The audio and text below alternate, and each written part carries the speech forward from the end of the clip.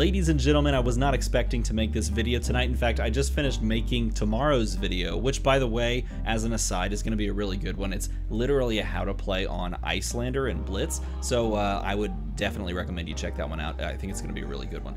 But as I was waiting for that video to finish rendering so I could upload it, I was scrolling through like YouTube and, you know, like Legend Story Studios website, and like most people do, right? Like you do that in the evening on weeknights before you go to work tomorrow. And in doing so, I kind of went down a rabbit hole. I got a little bit of hyped, and so I'm gonna make this video and talk about my little tinfoil hat theory. So bear with me. Join me on this journey. Go ahead and grab some tinfoil, put it on your head, and it'll be a great time. Okay, so it all started with this. Well, should I start there? No, I'm gonna start here. Before we got any news about the upcoming Flesh and Blood set and like a code name or anything like that, a lot of people, myself included, thought we're going to Volcor. Volcor is the next place we're going to. We're going to get wizards and warriors. It's going to be awesome, okay? That was the thought. Then we got this cool lore article called Morlock Hill, as you can see. And so Morlock Hill, fantastic lore article. I'll scroll to the top. You'll see like all this beautiful art wherein Dorinthia is fighting against the Demonastery with her like crew, and you know, here all of a sudden, boom, after they're fighting these giant crazy creatures, here comes Minerva swinging around her swords. Minerva gets captured by what looks to be a necromancer. It's gonna be a necromancer. It's a necromancer. Yeah, there's a spoiler. And then Minerva, spoiler alert, gets grabbed and chucked through a portal back to Arathiel. So she's definitely not dead. If you follow any fantasy tropes, definitely not dead. She's gonna come back as some weird gray area character that's probably both good and bad, but it makes Dorinthia go Super Saiyan, and everybody explodes, and then she brutally murders the Necromancer before we all got to play as the Necromancer. That's the story. And then she sits down and is really sad about losing Minerva, her mentor, which is, funnily enough, also Bolton's friend, because Bolton hung out with Minerva in Minerva's bar, which is kind of cool. And at the end, we get this little story where basically Dorinthia says we have to stop them, and Bolton says we will, but we're going to go ahead and send out envoys to the far corners of Wraith because we're going to get allies. And they're like, you know, they're not going to help us. We're too weak. Well, then we have to grab everybody, gather them all together, show them how strong we are, because if we wish the kingdoms of old to rise, we must show them that we are worthy. Boom. Right there has my wheels turning. Okay, and then this picture kind of threw everyone for a loop, myself included, because this picture looks like we're depicting where we were and where we're going from the player's perspective. Because in the center here we have Dorinthia, we've got Bolton, and then in the background we have Prism with Luminaris, and we have Shiana over here, also a Solanian with the cool mask because she's a shapeshifter, and then we have what looks to be a nice little hint at the tree, Corsham, you know, the great tree, and there's the flowing through Aria. You can even kind of in the background see these cool little tents, which look like the tents in Everfest.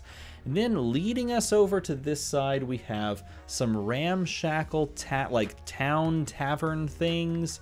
Looks like some docks, you know, with like things hanging, which is a fantastic description of the pits. As you can see, it's like the exact same style. And so this would seem to represent that perhaps they're going to be traveling to Metrix and the pits. And so we'll get a Metrix pit set. That'd be awesome. We'd get to see more about Mechanologist. Maybe there's an assassin. Maybe Azalea's finally playable. All of these things would be great, right? That's what people would be hyped about. But at the same time, I kind of wish we were at Volcor. And there's something that happened today that makes me think we may still go to Volcor, and it has to do with this word kingdoms right here. Okay, so first of all, this is 100% rabbit holey, so just go along with it and tell me if I'm wrong in the comments below. They released the May Armory kits, okay? The May Armory kit is going to be an anthology kit in the same vein as the history packs that are coming out in a couple of weeks. And so what they're going to do is they're going to take all the extra old like cold foils and mats that they have from previous Armory kits back in like the 2020s and 2021s, and they're going to package them up and send them out to distributors so that players like that are new to the game can have access to some of these older things. There's mixed emotions, I would imagine, about this because, like, for example, if you have this very rare playmat, this Alpha Rampage playmat, now more people will have access to it. Is yours less valuable? Probably, perhaps. I don't know. How much less valuable, though, is the question. I did buy Dawnblade because I like the cold foil Dawnblade, and now it's going to be more available. Should I have bought it? I don't care that much. It doesn't bother me. But I could see there's some people that are probably like, ugh, is this like cool? They're just kind of releasing stuff that they already had. I don't care personally. I would prefer new stuff as well. I'm sure a lot of people would, but like this is still really cool for new players, so kudos to them. Thinking of others, man, it's also important. But when they released this, they released a video as well, and the video looks like this. And I just want to stop and say, Legend Story Studios could have chosen any art to put on the back of this video. They could have they could have made any combination of heroes and art. And yet what did they do? They chose this background. Looks like the background that they use. It looks like the Solana background that they use for like the callings and things like that, the announcements. And then of course we have Dorinthia and Bolton. Again, kind of paralleling what we saw here, Dorinthia and Bolton, the end of this story leading into wherever we're going. But then they just chose Kano and Kasai for no apparent reason. Like, you don't do this for no reason. You don't just pick two heroes that don't have anything to do with the current story for no reason. Like, they could have, if they're pushing just pure story as where we are right now, they could have gone Dorinthia, Bolton, and then Chain and Levia, because they're literally fighting right now. They could have gone Dorinthia, Bolton. They could have gone like Bravo Star of the Show, or Oldhim, or something like Briar or Lexi, because, you know, they're all in Aria. But instead, we got two heroes that are currently in battle in like the main storyline, and two heroes from Volcor. And this is another thing. We have to talk about why Volcor is interesting, because again, I think it fits. Because if we wish the kingdoms of old to rise, now to say kingdoms, multiple places, but kingdoms is a very specific word used here. And if we're looking at, and I'm just going to use this tab to go show us, if we're looking at the world of Wraith, let's just click the world of Wraith. There's all these realms, all of these like regions in Aria, and each of them are described differently. Now you could technically, I guess, call them all kingdoms as just a descriptor. But like, for example, Aria. Aria is described as a mythical sanctuary, the fantastical realm of Aria. The Demonastery. The Demonastery is described as, you know, a large imposing mansion, which is a realm of the forbidden. You have, Mysteria, which is steeped in tradition and a hidden world concealed among the mountain ranges. Heck, you even have Metrix, which is literally just a city of wonder. It's just a city. It's a vibrant and bustling city. And then under Metrix, you have the Pit, which is the underworld. Okay, described as a series of massive chasms. And that leads us to, well, I guess I should say this. You also have Savage Lands. Eat, kill, survive. It doesn't have a description like that. An ancient primal wilderness. Okay, cool. Just so I didn't miss that one.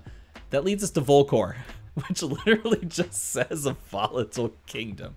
It uses the word kingdom 100%. Volcor confirmed. No, that is like off the deep end. But look, I just want you to understand. They chose to use these heroes for a reason, and also Volcor is literally a kingdom. It's like one of the only ones that's actually a kingdom, like by definition. And it's very volatile, and there's actually an uprising going on in the lore of Volcor. So again, if you don't know, Volcor is a kingdom. There's like a noble class that lives like close, tight-knit, and they're like above all. And in the storyline, something is happening to the Aether that they all tap into to be wizards and control fire. It's unstable. And not only that, there is a sort of a possession going on amongst the noble class, where the ruling class is being possessed by these strange creatures, and basically just like body snatchers style, they're taking over their lives and their body. They're basically being infiltrated secretly, the noble classes, in a way to perhaps like create even more instability in a place that is already incredibly volatile. I'm just saying, that sounds like there's an uprising brewing in Volcor, and maybe they're gonna have to figure some things out. And also they're looking, where is it? They're looking to get the kingdoms, and there's an uprising in Volcor, which is a kingdom, and they chose to use this art specifically for reasons. They could have literally put anybody here. All I'm saying is that there's a real possibility, and holy crap, I really hope that it is. I really hope that it is Volcor. This is where my mind is at late at night after editing a video. So tell me what you think about this crackpot theory in a comment below. This video, look, I try to make videos with lots of substance that can help you or entertain you. This video probably did neither, but if you watch till the end, leave a comment down below and make a number go to a number. That'd be super kind of you. As always, everybody, thanks for watching me ramble.